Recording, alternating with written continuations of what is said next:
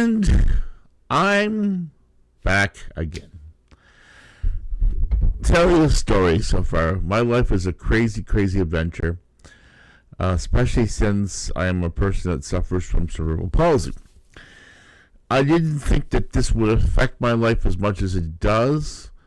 I never thought that I would ever have a situation like this where I'd always have to worry about whether or not I had the energy to do anything anymore, whether I had the inclination to do anything more, whether I'd have the time to do anything more. So you know what? I apologize for the fact that these are become very spurious as of late. I've been a couple months. I've been sort of away from things, experiencing life, going through the trials and tribulations of a life with a person with a disability who's had the symptoms of that become more onset as time went on, and it's become more and more a factor in my life. Also coming in terms of the fact that, like many people in life, you feel like after a while not having someone in your life that you could love and trust that was there for you, that you always felt afraid that one day they'd walk away. And you feel that you have to make up for that compensation simply because you're afraid if you don't spend enough time with them, they'll think that you don't love them. But the fact is, it's not really about them loving you. It's you loving yourself and feeling that you need that component in your life to be loved all the time, 24 hours a day, 7 days a week. And if you don't have it, then you also wonder what your life was about in the first place. Well, let me tell you, love is not about smothering someone. Love is not about holding on to someone dearly and tightly to the point where they feel trapped. Love isn't about being the need to have someone around all the time to feel loved. Love is about knowing someone's there for you when you need them, even when you're not there. You're thinking of each other, and even when you're there, and when you are there, you're appreciating each other for the time that you have, because none of us know exactly how much time we got. Anyway, that's not about it. Anyway, I'm just going to make a couple interesting notes here. First of all, there's going to be, you might notice the new screen. I changed up because I started to play and realized that, hey, OBS must do overlays. I've seen so many videos out there. I'm sure OBS is used by many of the creators out there, and I'm not new and original in this. And when I first did this, I put OBS. I figured, I had to have a video screen. I had to have captions of some sort. I had to have titles and stuff like that. Of course, I don't have a theme song yet or anything like that. I wish I did. I'm going to have to propose to my brother, who's a creative one in terms of musical territory, along with his son, to come up with some sort of nifty little theme for this show, like everyone else seems to have some sort of nifty little theme for their program, and I don't. So my apologies for not being as professional as others. So as a result of that, I went and played a little problems with just a little quick tweak here and found out something very interesting. The interesting fact was I can do overlays. I can even do things like I do in my program CorelDRAW a lot of times. I can make things either become backwards, forward, or back of something else, and they can create layers. And I said, that makes sense, because the thing is, you want to be able to do that with some of this. You want to put overlays. You want to be able to have graphics. You want to have a lot of things going on to make the thing interesting. So obviously, that definitely helps. And then the beauty of it, the bonus is by having these things as overlays, I now have a bigger screen to work with. I now have more real estate that I can show with you as far as seeing me is concerned. And that also covers up for things in the back of the room that might be distractions. Like I said, I am filming it in a basement of the house where it's shared by my fiancée and her work and other things in life. I don't have a dedicated studio yet. I don't have a office of my own that's closed off like a lot of other creators do and all the amenities that. Right now, I'm doing this as a passion project. But it doesn't that I intend this to stay like this. I wanted to start this out saying the fact is I'm getting older. I want to find something in a way of making money. I've seen YouTubers, many of them out there, definitely make this a very, very viable business. Many of them have a side hustle. I have side hustles too. I'm on a disability, so I have a disability amount that comes in, not a pension, but I get money from the state to be able to function and have life. But I don't want just that. I want to be able to become self-sufficient. I want to be able to contribute to society, even if it's just my opinion. I mean, it's better than nothing. You know, I want to contribute something besides the fact I also do advertising for a real estate client who has been a source of income for a while. I met serendipitously doing my other job, which was delivering advertising for another company at the time, and that was a very fortunate sort of collusion of events that happened. I just went there and gave the cards out and advertised. Got another client. Ultimately, that client took over from the business of the other one when that faded away. And that now is, on a frequent basis, my secondary, primary income technically, because as far as business income is concerned, but it's my secondary income because it's my personal income. But what I wanted to talk about, really, not just about the fact that I changed this. I hope you enjoy the setup. I did a couple minor changes. I even changed the logo a bit for In Time Media. I put a circle around it. That came about because of the production of the T-shirts and other items. I finally decided that I'm going to market my company in this town. I want people to know my brand. I mean, that's obviously ultimately the whole process is I want to be a brand that people buy. I've created these new T-shirts. These are the first couple ones that came off. I can probably put this on the bottle to you. I originally had them produce me because they said, hey, we can produce you a hoodie. I said, hey, that's nice. And I thought, great, a hoodie. Perfect. These go up to size 4X, by the way. So anyone, several different colors. We can customize these because these are made individually for each individual person. I can have them do customs where I can put special sayings or I can put your name or something like that. Anything else you want on it, within reason that's tasteful, we can have it put on there for you. And it shouldn't cost any extra because it's part of the design page. I just have to submit the designs separately with instructions that has to be included. The original hoodie, of course, that they came up with. When I first saw it, I said, okay, this is the hoodie. That's up to size of 4X in multiple colors. The original things, they sent me this, and they said this is a freebie. They said, hey, this company, and it's an Ottawa-based company that does work, and they produce work outside of Ottawa as well, but we have their business in Ottawa here. Sent me things, say, hey, we're going to produce a hoodie. So I got them to do me a hoodie. I said, okay, let's see what happens. It came, took a while to come, obviously, because when things are made custom, they have to take some time to actually be produced by somebody. Somebody has to make these things. They made it for me, and they came, and I said, oh, this is lovely. I only think, I said, why not? Can I not try it in a different color? And that was one thing I want. Second thing was, these T-shirts, when they quoted me T-shirts, were supposed to be T-shirts with a big part on the front, and that was it. They gave me a price for ones that most people wear, like with logos on front of them. I said, well, can you do one that's exactly like the hoodie? The small logo in front, I went back, how much will that cost me? And they gave me a pretty good price. It's almost the same price. This particular shirt is not much more expensive than just a straight T-shirt of the designs my brother Kevin has come up with. Hoping those will be on the website pretty soon. I'm hoping to get around to that. Me, lazy as I am, I have not touched the website for almost 6-7 months now. It's just 2023 on it. Me bad. I need to fix that up. If I want to be a professional company, I said to myself, you know what? If I want to be professional, I have to look professional. I'm paying for a website now that is not generating any revenue, just like this podcast is not generating revenue. I hope to change that. And how I change this is one of two things. A, the setting up of a website so I can offer merchandise, like the shirts, like some of the other things that we have produced. Hopefully, maybe one of the logo of the main logo for the podcast itself could be on a T-shirt as well. Possibly. That might be a definite idea that I might want to consider putting on there.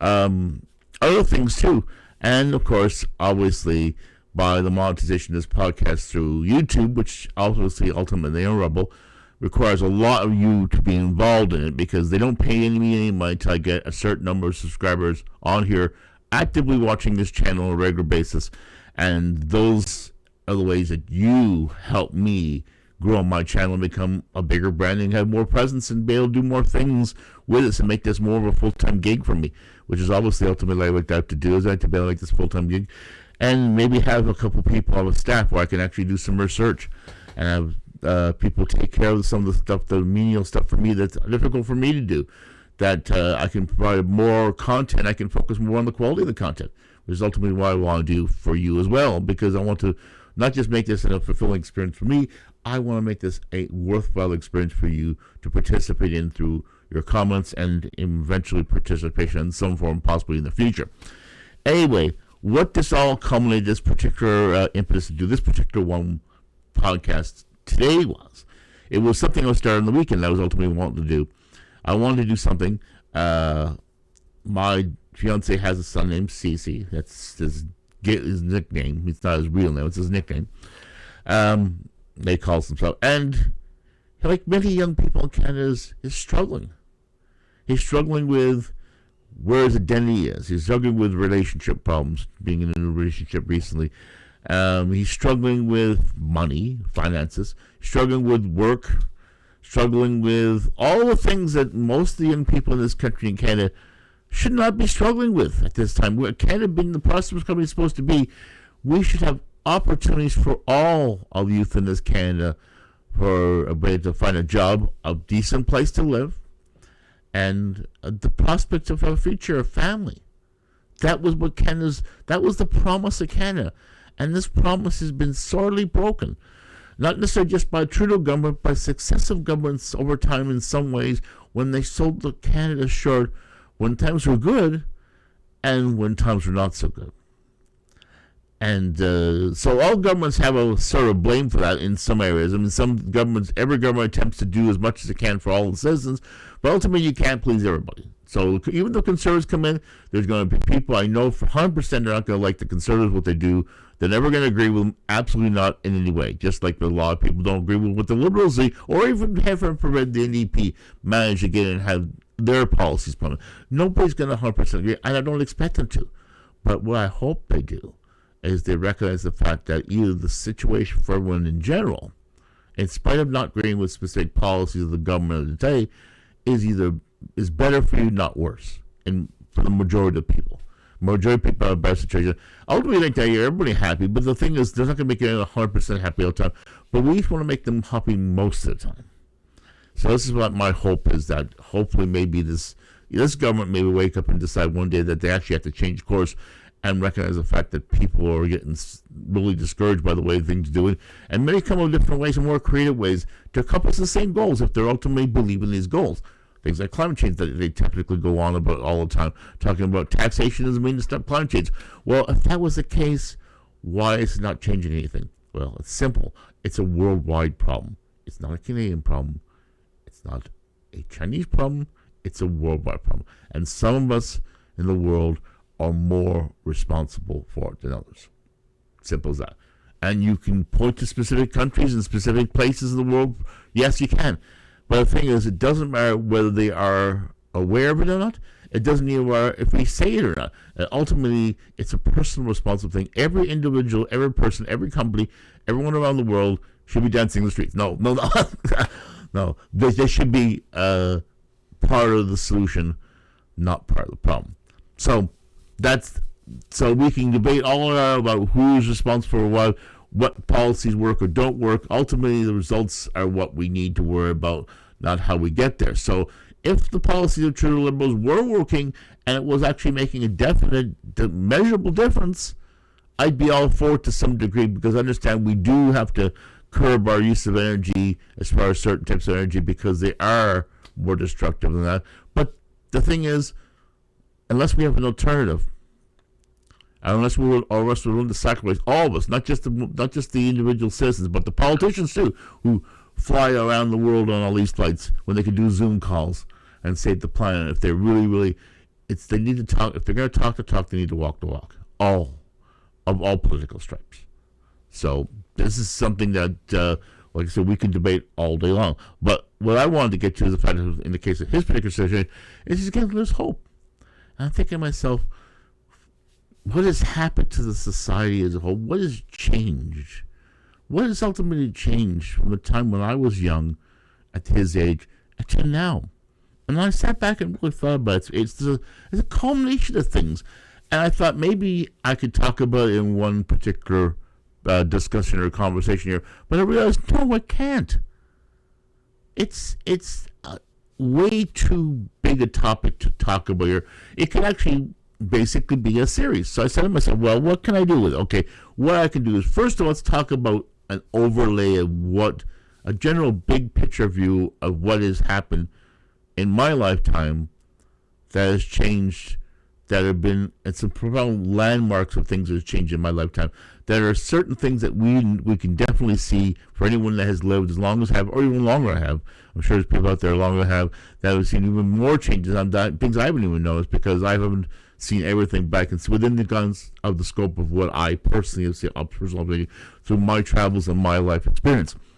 And the first thing was, like, when I was growing up and I went to college and I was looking for a job, we were taught a couple things about doing that. One, some people were taught to, hey, research. If you're like a career, we're talking about a career as opposed to a job, people don't tend to put a lot of investment in terms of investigating a job, other than finding out if the job is there. Is it for something they maybe like doing? What are the hours? How much it pays? Etc. Etc. What days they have as a full-time employment, and that's it. That's about all they do. And for the most part, if it's just a job, but you're not really particularly caring about longevity and stuff like that, that's perfectly fine, I guess. But is it really that good? Is it really enough to do? And the answer is, unless you're not intending to worry about whether you're going to work there very long, probably yes, for the most part. But if it was something that you were aspire to that may be something more long-term, or the potential being more long-term, that could become more of a career rather than an actual just job, it isn't enough. And if that's the case, first of all, you have to ask yourself a very simple question. The first question is, what do you want to do for the rest of your life? Do you have any clue about what types of things get passions for? And once you determine that, that should be the thing that guides most of your journey, at least in the short term and potentially in the long term. The second after is, once you find out what you want to do, find out what places you can do it for being some sort of compensation. It doesn't matter whether you're talking on the radio or it could be slugging burgers at McDonald's. It doesn't matter what the job is. Once you determine that you know what you want to do or what places you want to work, what type of industry, what type of you work, then determine specifically what types of jobs you might want to do in that industry, and then after that, look at people that hire, the types of people that hire for that particular type of job in the area you want to live in and work in. Okay, once you do that, learn about the company, learn about maybe who the manager is, learn about the history of the company if you want to be a little bit more on top of things. Learn how the process, educate yourself, and be as knowledgeable about the job it is, because ultimately if somebody calls you up on the phone, if you apply for this company and calls you up and wants to have an interview with you, be educated. Be educated about what the company is and know about the company and understand it, to prove to the company that you do actually have a passion for working here and you intend to work here either a short term or a long term, especially if it's a long term. Especially if it's don't your career aspirations, because companies will ask you about things about your career aspirations. What do you intend to advance? Some companies offer you opportunities to advance through employment incentives like paid training. For someone that wants to stay in a particular industry, that wants to move on, wants to start from the bottom up, you have to start with the bottom, of course.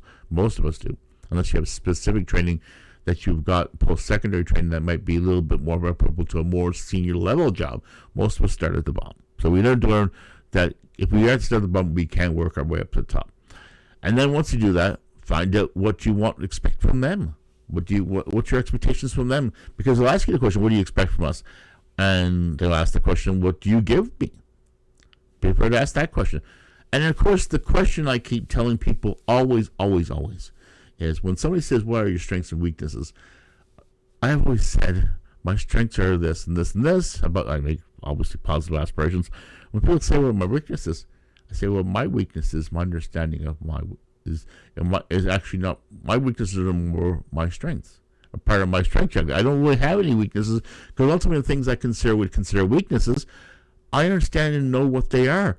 And because I understand and know what they are, I attempt to find ways to make them strengths by compensating for them and understanding them so that I can work within those things and tell people, this is why I can't do this, but if you allow me to do this way, this is the mechanism I use to cope around things that most people would consider a weakness.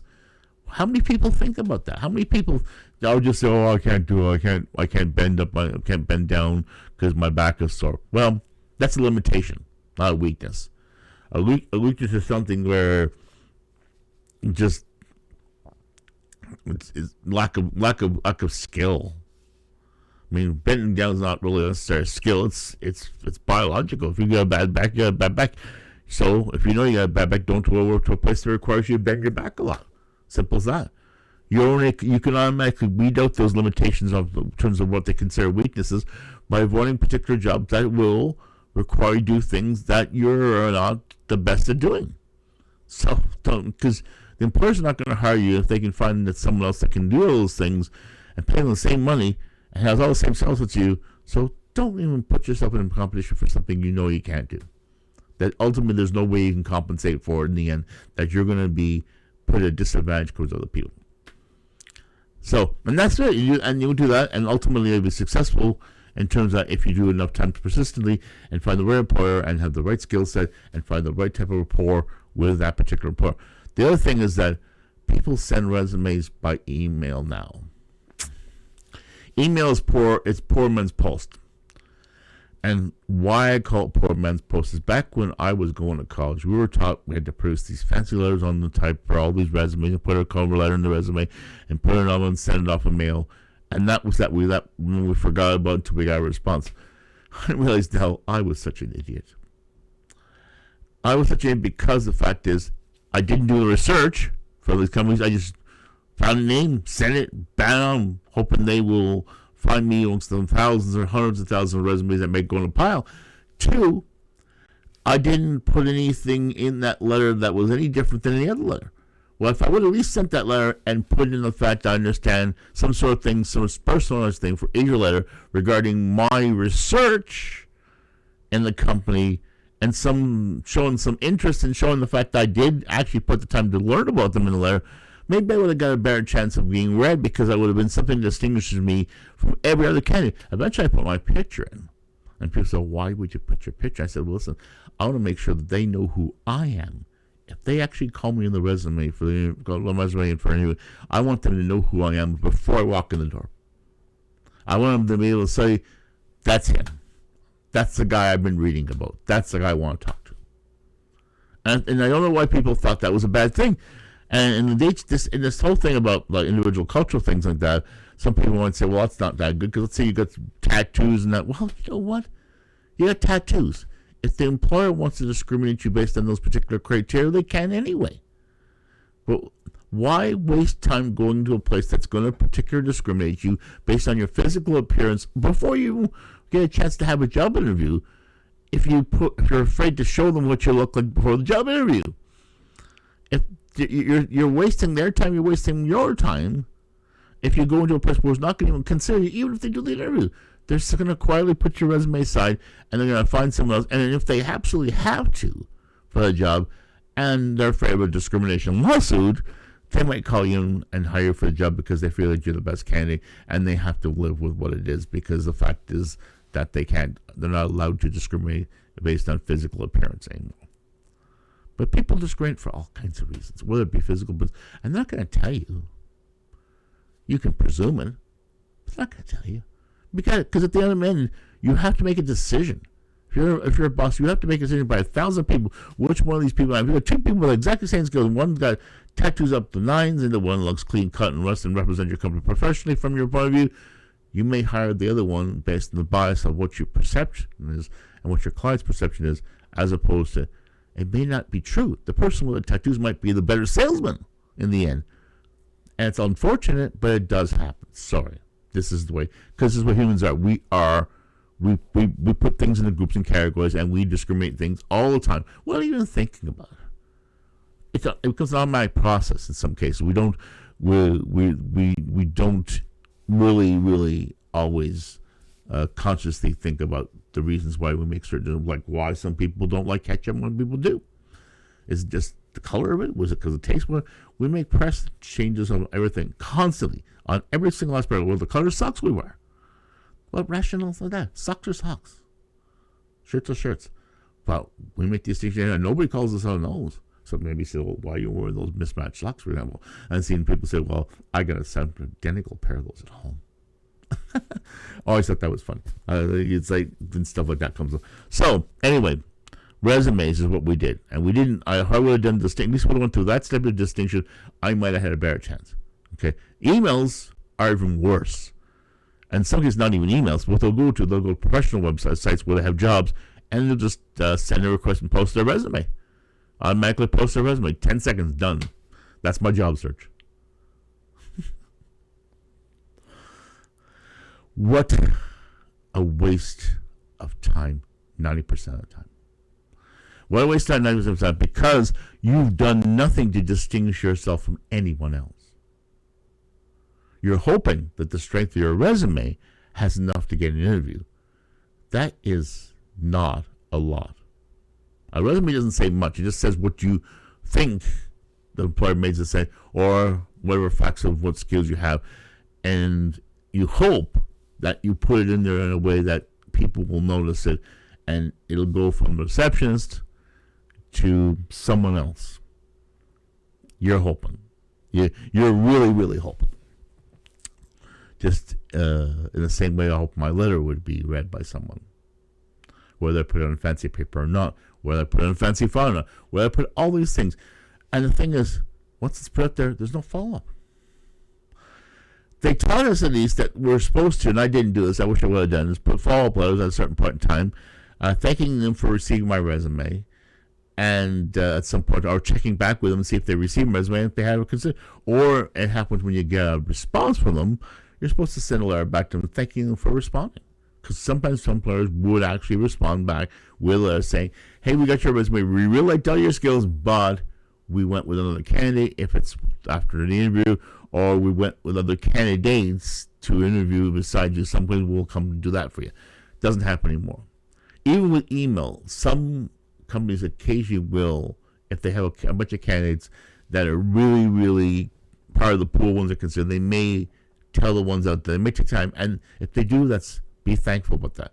That at least took the time to tell you that they considered you. That they're saying that you have something obviously worthwhile to offer to them. Unfortunately, they've got other people that they believe may be more suitable for the position. So whatever things you're missing that they're looking for, keep building your skills. Always, always, always be on lookout to build your skills. Make yourself a better employee. Make yourself a better product. Because ultimately, what you are as a person when you go to work for somebody is a product. You're selling the one product that you always have to sell ultimately in this world, because we're a capitalist society, is yourself.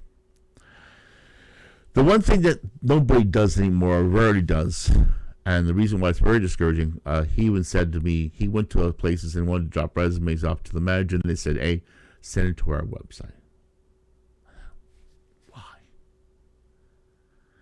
Why discourage people who genuinely want to work from coming up? And the reason why they don't want to deal with the resumes.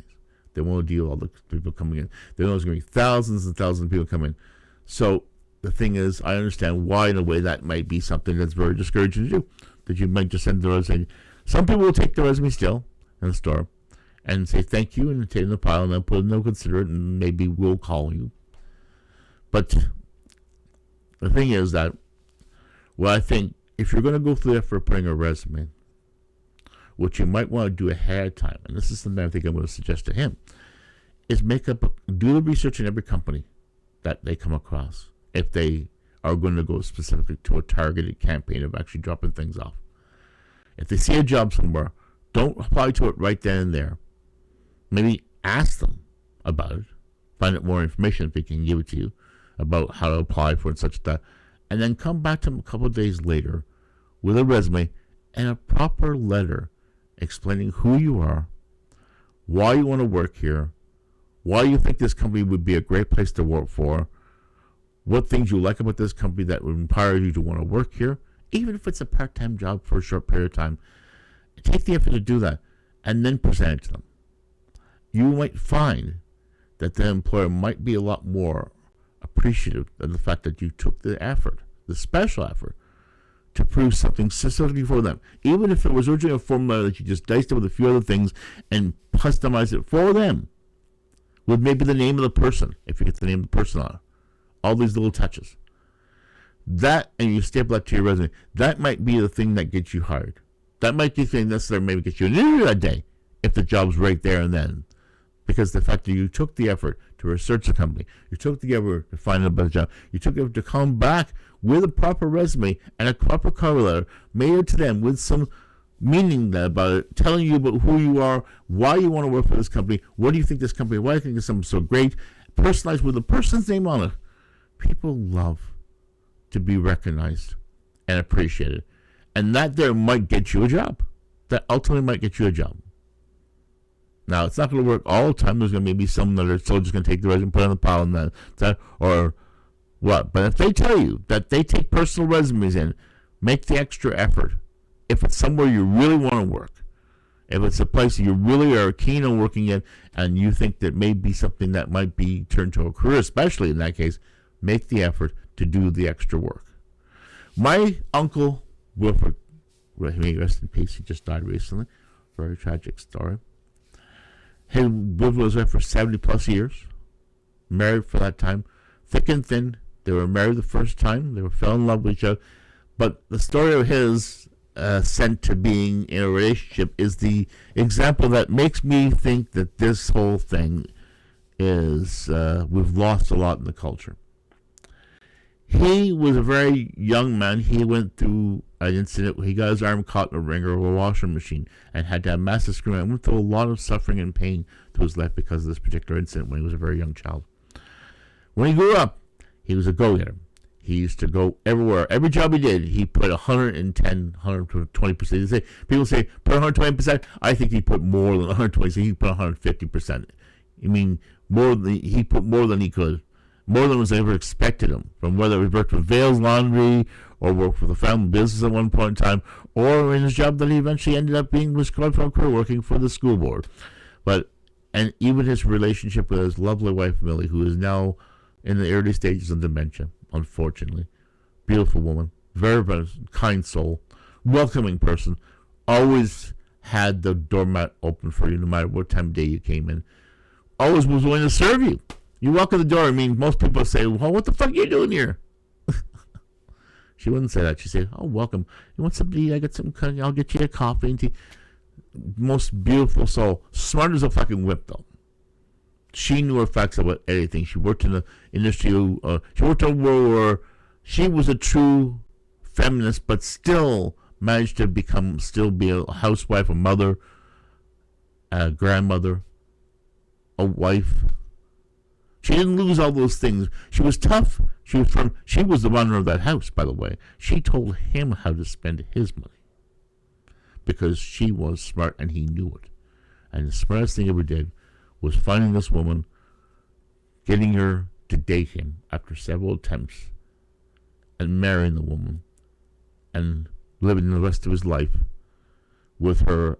And they had their fights, I'm sure. They had their good times and bad. But again, he was there for her, and she was there for him. A very beautiful love story.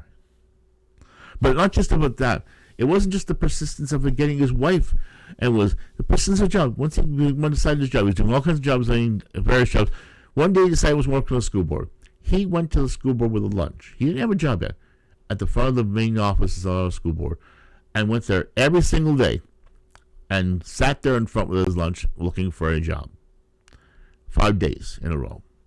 On the 5th day, the superintendent of schools said, listen, I guess the only way I'm going to get rid of you is to offer you a possible job, to take you in for an interview and see if I can give you a job. And he was there for the rest of his life his working life. And he was probably one of the best hires that they ever had. He's the most dedicated, most dependable, most reliable, most conscientious employee that any organization can get. They lost a great man on the time of his retirement. And he didn't begrudge the fact his career. He never was angry about the fact he felt like he should be somewhere else, or that the job was beneath him, or that type of thing a lot of us do. We think that we should be better. He was perfectly happy to have a job. Appreciated. He went up the ranks and became he was a custodial worker. He was like a care worker, like repairs and that. He became a manager in there over time. He ultimately eventually got his son-in-law to get in the same thing. After his daughter got married, he introduced him to the same thing to get him in there because, I mean, why wouldn't he? I mean, he thought that this was a very bright young man, and he felt that this man would be perfect in there. He has a career. I mean, he's obviously caring for his family, his daughter, and such. But he's a testament to the way things used to be in life, about persistence and hard work and devotion and caring and loyalty. Things that most of us have forgotten. We've forgotten about our family. We forget it with our friends. And we definitely forget it in the jobs we do. A lot of us do. So, I know, there's not a lot of people that actually work a whole job at one place practically most of their entire life. It's a very, very rare thing now for someone to actually say that they can work most of their not working lives for the various jobs they did the majority of the time they lived at one place, and he did it. And I mean, it still happens, but not as often. But it was the persistence fact that he was there at that job, that place, working every day. He was persistent about wanting that job, and he ultimately knew what he wanted, and he got it. That was the way he lived his life. That's how he did everything in his life. I wish more of us were like him, with that type of persistence and that. Because if the world was more people like that, I think this would be a lot better place. If more were like him. And I miss him. Rest easy, Uncle Wolford. You earned the break. And it's sorry to see that he's gone. Anyway, that's just part of it. So the thing is that this is the thing I think that more of us should do in life, no matter what the job is, no matter what we want in life, be prepared to research and find an exemption change. Because the fact is, if you really want something bad enough, you'll put the time and effort to learn about it so that you can be the best you can be, and you can put your best foot forward in anything in life. Whether it be a job, whether it be a relationship, whether it be a hobby like this, for example. I know that I have to start looking at doing that too, putting my best foot forward, because ultimately I want people to respect me. This is my job now, and if I want people, right now. This is my interview for you. I'm asking to interview myself, saying, I want you to take me and hire me on as the person you listen to for opinions. In a world of opinions, there's thousands and thousands of people who are making opinions every single day. I'm not the only one, but I ultimately want you to be able to say that I am one that you take enough time to spend with me. I've been on this for 37 minutes now. Oh, that is amazing. That's actually a short video for me. I tend to make videos because I'm ranting to some degree. I'm just riffing it. I don't have a speech or anything prepared. I have a sort of general outline in my head, and I have a bunch of ideas I want to talk about, and I get on here and talk, and then this is what happens. But what I think this is about more than just this particular aspect of life, it's about the whole conversation of what has changed in the way we do everything, how we consume entertainment, the way we exercise and keep ourselves fit, the way we spend our leisure time, the way that how we act in our relationships with each other, the people we care about, all these things that have changed over time, how we do things, the evolution of things. Some things for the better, and some things not. And I'm taking a list. I'm going to go over the next couple of broadcasts. I'm going to make this. I may do another one this week, because the fact is that I owe you tons of them. I might have to do 2 or 3 a week just to make up for the backlog. And maybe once you see 2 or 3 a week, you realize, hey, maybe this guy's finally taking this seriously. Maybe you might give me some time. And maybe you might tell people, like, share, and subscribe to this channel if you're not already done so. Please. I want to be part of your regular regimen of things you do. I want to see maybe that people have a benefit from my wisdom. And it is wisdom, because wisdom unshared is wisdom lost. Think about that. Knowledge unshared is knowledge lost. It's wisdom lost. It's experience lost. Most of us have to learn through the experience of events that are personally happening to us. That's the only way most of us learn. But what if you could learn from somebody else? If you actually sat down and listened to the stories of your grandparents or your parents or all the other people around you who have lived life and done things that you haven't done yet, and know more than things about you and experience them and know the consequences of them? What if you listen to them once in a while and say, hey, maybe instead of just writing them off like most of us do, it's never going to happen to me. I'll do better. I won't do that thing and that thing they did, and I'll do better. 9 times out of 10 ends up exactly the same way. It's the thing is, like the song stings, like, history will teach us nothing. And I think the truth is, for the most part, history does teach us nothing, because the fact is, if history were to teach us something, it wouldn't repeat itself so often. We wouldn't have things repeating themselves so bloody often if history actually taught us something. Ultimately, it's us to look at history and to learn from it and find out what the benefits of it history is. the fact is, the other thing we need to do in society to live is we have to make compromises. We have to learn that sometimes we can't have our way, that everyone can't have everything they want. In order to survive in this world, we have to learn to make compromises that we can live with and let the other people make compromises too. And then ultimately, all these compromises, everyone runs a winner instead of everyone being a loser. And ultimately, that's what's happened in this world. Money and the conflicts in the world have been going for thousands of years because the fact is, everyone wants to win all of it at the expense of everyone, of the other party losing everything. And that doesn't work. Ultimately, we have to learn to compromise in order to exist peacefully. So as I'll leave that up, these thoughts in there. Like, comment, subscribe. And you can see now I got my banner up there. It's got the website. You can get it by our short form link, which is www.itmcg.ca, End-Time Media Communications Group.ca, or End-Time Media, or endtimegroup.ca. I purchased 3 domains. I started up with End-Time Group, which is the one the website is currently actually hosted on. I bought the subdomains because I wanted those to reflect the way the business model is changing, and I also was told by a lot of people that people love shortcuts, so I went the shortcut one. Even though it's hard to say, it's definitely a lot less letters to type. So anyway, and if you want to contact me personally, you can write me letters at info@endtimemedia.ca. I'll be more than happy to read your correspondence. I like to be able to read some correspondence because I have the only correspondence I get mostly is mail from people selling me stuff. So I would like to get some correspondence, questions, comments, or just comment on the video on the bottom here, and I hope to start going through those and see if I can reply to some of the comments. I asked comments a while back for a video. It was a long time ago. It ended up becoming a food cover session. I don't think the video had anything to do with food, but apparently it went off on some really crazy tangent, and I figured I might as well just play along, which is what I did. And it was kind of crazy, but interesting nonetheless.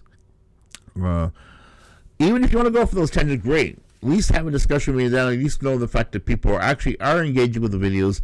If they're even making comments, even if they're not related to the actual video, and you want to discuss something else that you maybe think is an interesting topic for me to talk about in this podcast, feel free to, because ultimately I want to be able to give you content, not just that I think is interesting, but talk about things that I maybe have insight to that you want to know about that you might think are interesting. So anyway, I'm going to end this podcast. I'm Mike. This is my 2 Loonies worth. I hope you enjoy this, and I hope to have a theme song of it, an intro and outro song. I will get on my brother's butt to see if I can work on something for him. He's a very busy man, but hopefully maybe he'll come up with something for me, and we'll have something a little bit more polished in the future. Anyway, take care, and talk to you again soon. Bye for now.